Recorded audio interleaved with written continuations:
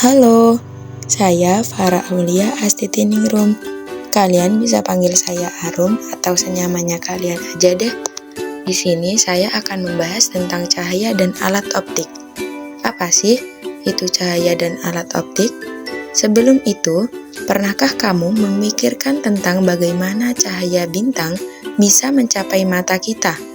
Ingatlah saat kamu memandangi langit malam yang cerah, penuh dengan bintang-bintang berkilauan memancarkan sinarnya. Mengapa bintang-bintang itu terlihat kecil seperti titik-titik bercahaya? Jika jaraknya sangat jauh, bagaimana sinarnya masih bisa sampai ke mata kita? Temukan jawabannya dengan semangat saat mempelajari bab cahaya dan alat optik ini. Cahaya adalah jenis gelombang elektromagnetik yang tidak memerlukan medium untuk merambat. Contohnya, siang hari terlihat terang karena cahaya matahari yang sampai ke bumi, meskipun matahari jauh dan dipisahkan oleh ruang hampa. Di sekitar kita, banyak benda yang memancarkan cahaya, disebut sumber cahaya. Sumber cahaya dibagi menjadi dua jenis. Yang pertama, sumber cahaya alami, yakni memancarkan cahaya secara alami, seperti matahari dan bintang. Yang kedua, sumber cahaya buatan, diciptakan oleh manusia, seperti lampu senter, lampu neon, dan lilin. Disadari atau tidak, cahaya memegang peranan penting dalam proses penerimaan informasi melalui organ mata, yakni melihat.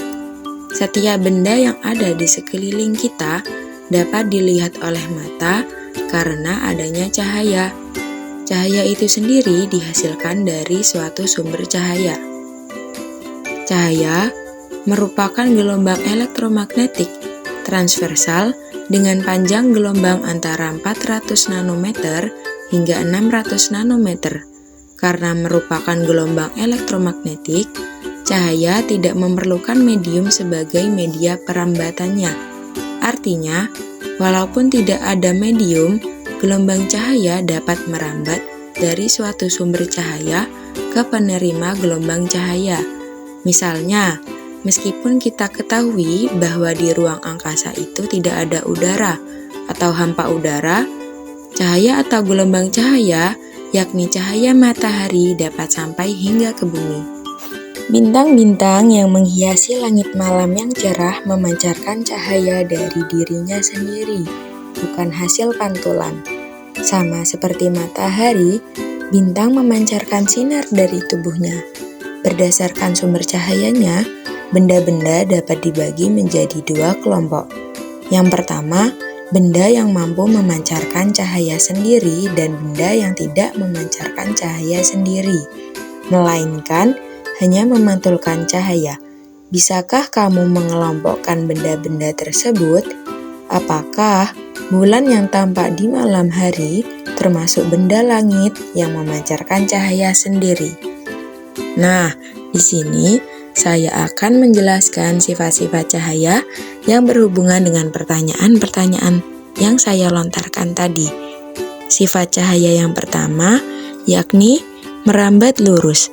Cahaya bergerak dalam garis lurus selama tidak ada hambatan atau perubahan medium. Contohnya, seperti bayangan benda yang terbentuk saat cahaya terhalang, seperti bayangan pohon di siang hari. Dapat kalian lihat pada video yang saya tampilkan. Lalu yang kedua, dapat dipantulkan atau refleksi. Pemantulan teratur dan pemantulan baur, cahaya dapat kembali ke medium asalnya setelah mengenai permukaan yang mengkilap. Contoh, refleksi bayangan diri di cermin. Yang ketiga, dapat dibiaskan atau refraksi. Cahaya mengalami perubahan arah saat melewati dua medium dengan kerapatan berbeda. Contoh, pensil yang tampak bengkok saat dimasukkan ke dalam air. Lalu yang keempat, difraksi atau pelenturan.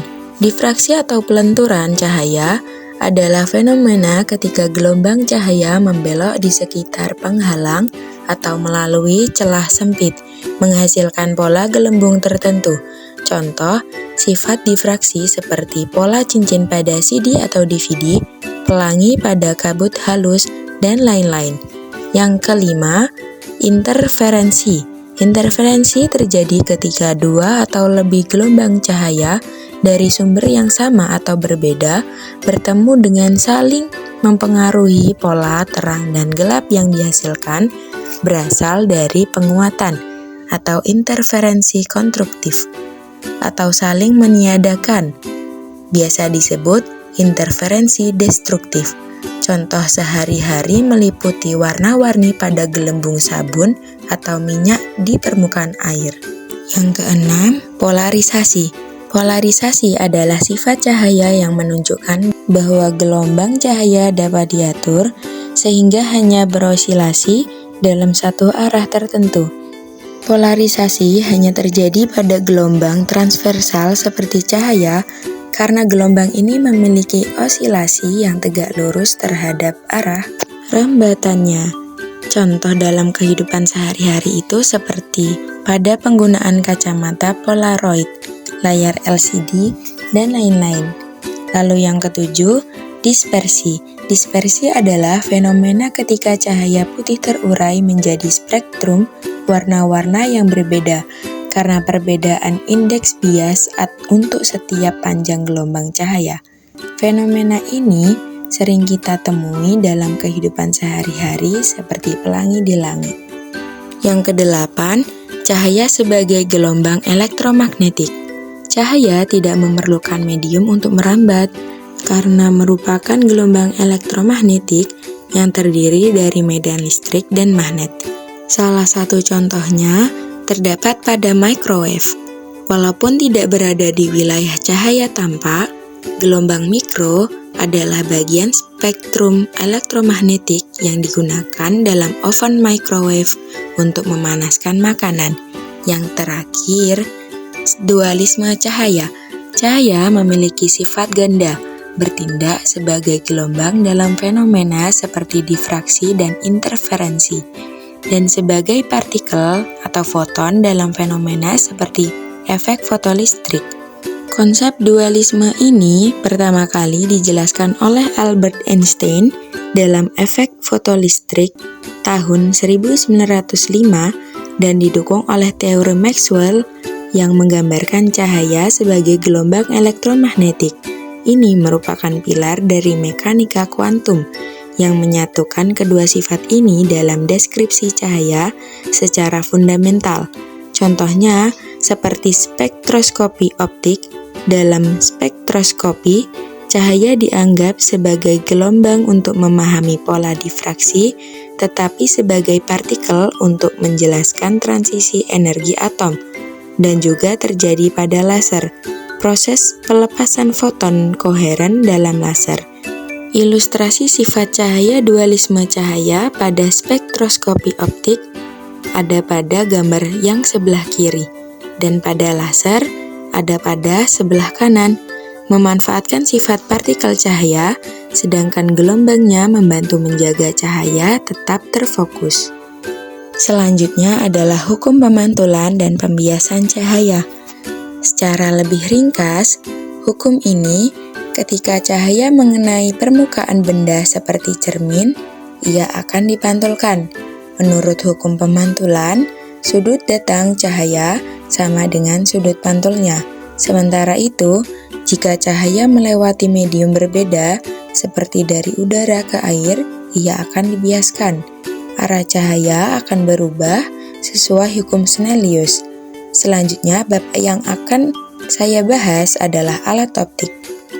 Cermin adalah salah satu alat optik yang sering kita temui.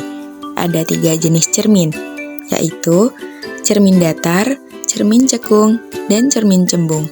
Sementara itu, lensa terbagi menjadi lensa cembung yang bersifat mengumpulkan cahaya dan lensa cekung yang bersifat menyebarkan cahaya.